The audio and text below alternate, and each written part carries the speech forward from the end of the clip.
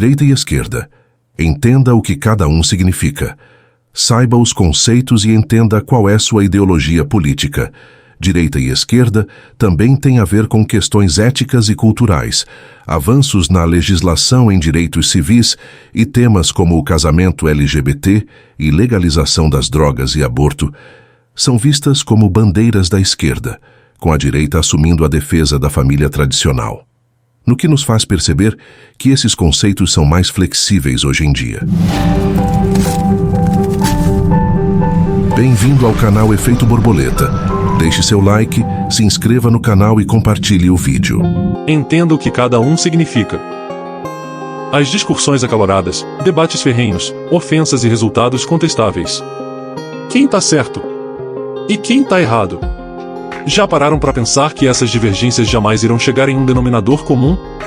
Um lado prega a ideologia de gênero, fim da família tradicional, aborto, socialismo, comunismo, liberação das drogas entre outros e do outro lado prega o capitalismo, manutenção da família tradicional, conservadores, democratas cristãos, liberais e nacionalistas. Nas eleições de 2018, o Brasil testemunhou um surto de debates acalorados, especialmente nas mídias sociais, que se polarizaram entre dois campos, os adeptos da esquerda e os da direita, geralmente ligados, respectivamente, aos partidos PT, PDT e PSOL, PSL, PSDB e Avante. Fixar uma orientação política unicamente com base em afiliação partidária pode se revelar uma armadilha recheada de clichês, visto que essa dicotomia não captura a totalidade da complexidade das contradições presentes na sociedade. A verdade é que não há um consenso sobre uma definição única e universal de esquerda e direita. Existem múltiplas esquerdas e direitas, pois esses termos estão associados a uma ampla diversidade de correntes de pensamento político. Nesta perspectiva, ser de esquerda implicaria a defesa dos direitos dos trabalhadores e da parcela mais carente da população.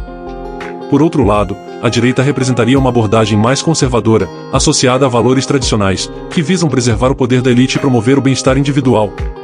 Com o passar do tempo, essas categorias passaram a ser aplicadas em outros contextos. Atualmente, por exemplo, aqueles que se opõem às políticas do governo em exercício seriam rotulados como de direita, enquanto os apoiadores do governo seriam considerados de esquerda. Embora ambos os lados busquem implementar reformas, uma diferença notável é que a esquerda se empenha em promover a justiça social, enquanto a direita prioriza a liberdade individual. Isso não significa que essa divisão seja desprovida de significado, apenas que esquerda e direita não são termos que fixam conteúdos definitivos, podendo assumir diferentes significados de acordo com os tempos e circunstâncias. Neste momento, no Brasil, existem duas poderosas forças políticas em ação, o lulismo e o bolsonarismo. O restante é composto por partidos. E estão fragmentados. Tanto o lulismo quanto o bolsonarismo não estão atrelados a partidos políticos e ultrapassam as fronteiras partidárias. A maioria dos eleitores de Bolsonaro provavelmente não sabe em qual partido ele está afiliado atualmente e não se importaria se ele pudesse concorrer como candidato independente. Além disso, é plausível considerar a hipótese de que o bolsonarismo é essencialmente um movimento conservador de direita que, recentemente, encontrou em Jair Bolsonaro seu líder. Os conservadores de direita buscaram por muito tempo um protagonista para esse papel, até que Bolsonaro pareceu ser a escolha adequada.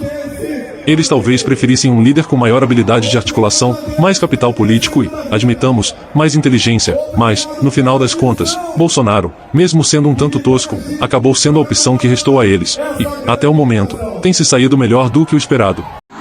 O lulismo transcende amplamente o PT. O próprio Lula já superava o PT em 2006, quando a imagem do partido estava gravemente abalada pelo mensalão, enquanto Lula mantinha sua influência eleitoral acima das controvérsias partidárias. E é plausível considerar a hipótese de que as bases do lulismo possam até mesmo permitir imaginar que esse movimento sobreviveria sem Lula. O lulismo se nutre da gratidão e do reconhecimento a Lula, mas também de um profundo senso compartilhado de indignação moral em relação ao que eles veem como repetidos ultrajes éticos, democráticos e constitucionais, tanto no processo de impeachment de Dilma quanto no tratamento singular dado a Lula pelo Ministério Público e pelo Judiciário.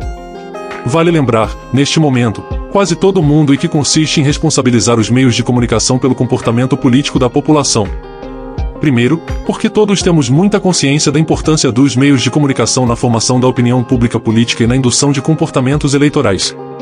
E como atores sociais poderosos são sempre causas plausíveis do que acontece na sociedade, a tese de que a mídia faz das pessoas tudo o que quer parece sempre muito razoável.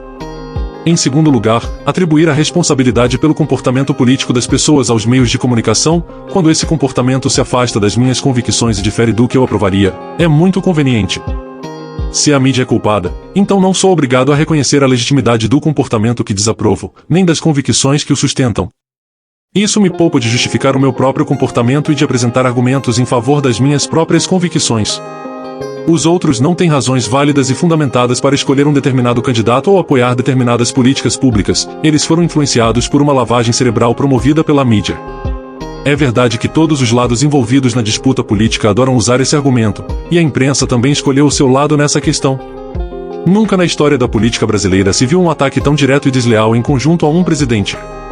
O ataque mais perturbador vinha da maior rede de TV e jornalismo do Brasil, de todos os lados e em todos os quadros da programação daquela emissora. O ataque era direto e sem piedade, mas tudo tem um motivo, você irá entender. Na abertura dos debates na Assembleia Geral da ONU, o presidente Jair Bolsonaro faz um discurso considerado agressivo. Com ataques a governos e à Organização das Nações Unidas. Na Assembleia da ONU, Jair Bolsonaro condena corrupção e violência e defende meio ambiente. O presidente Jair Bolsonaro discursou hoje na abertura dos debates da Assembleia Geral das Nações Unidas em Nova York. O presidente Jair Bolsonaro fez hoje o discurso de abertura na Assembleia Geral da ONU em Nova York. Um discurso considerado agressivo, com ataques indiretos a governos estrangeiros, a lideranças indígenas e com cobranças à própria ONU. Diante de uma plateia com 150 chefes de Estado, Bolsonaro defendeu a Amazônia e reafirmou a soberania brasileira.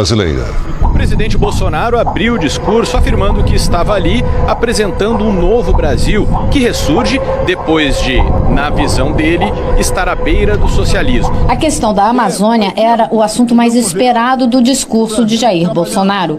O presidente foi enfático ao defender a floresta e a soberania do Brasil. E buscou minimizar os incêndios florestais, atribuindo, equivocadamente, parte das queimadas aos povos indígenas na região. A nossa cultura é fazer roça para plantar mandioca e para plantar outras coisas. Isso faz parte da nossa cultura. A roça para limpar, para que a gente possa plantar alguma coisa lá. Isso faz parte. Não é porque entrou o novo governo, ele está queimando tudo. Na verdade, nessa época de ano, nessa época quente, sempre houve queimadas para queimar roça. Isso faz parte, é normal. Vale ressaltar que existem queimadas praticadas por índios e populações locais, como parte de sua respectiva cultura e forma de sobrevivência. E buscou minimizar os incêndios florestais, atribuindo, equivocadamente, parte das queimadas aos povos indígenas na região. Jair Bolsonaro também fez críticas aos países socialistas, como Venezuela e Cuba. Elogiou a atuação do ministro da Justiça e Segurança Pública, Sérgio Moro, no combate à corrupção e à criminalidade no Brasil. E ainda destacou os avanços na economia, com acordos internacionais. Por outro lado, não há também qualquer pessoa de orientação política de esquerda que não compartilhe da convicção de que os meios de comunicação predominantes desempenharam um papel fundamental na imagem pública do PT, do governo de Dilma, de Lula e até mesmo da esquerda como um todo, ao longo dos últimos 4 anos. É inegável que houve uma intensa atividade política, tanto em público quanto nos bastidores, e que o impeachment de Dilma Rousseff e a condenação de Lula não teriam ocorrido sem a conivência, colaboração ou, no mínimo, inação do judiciário. No entanto, o apoio popular que permitiu a concretização de todos esses eventos não teria sido alcançado sem o influente aparato de desconstrução e reconstrução de imagens, reputações e opiniões que os meios de comunicação representam. Talvez haja fundamento nessa percepção. No entanto, é importante destacar que, mesmo neste contexto, a perseguição da mídia e do STF ao Bolsonaro e aos bolsonaristas é constantemente apontada como a principal razão do Lula e a esquerda ter chegado ao poder. Qual a conclusão? Mesmo votando em um partido contrário à simpatia, não significa que ela não exista. Os repertórios de esquerda e direita são fundamentais para a sociedade. Há momentos em que a sociedade sobrevive por ser conservadora e buscar ajuda na autoridade. Em outros, a sociedade progride e floresce privilegiando a compaixão e a reciprocidade por empenho. Ambos os modelos se alternam e fazem sentido. Se gostou, deixe seu like e compartilhe o vídeo. Muito obrigado por ter chegado até aqui, até mais.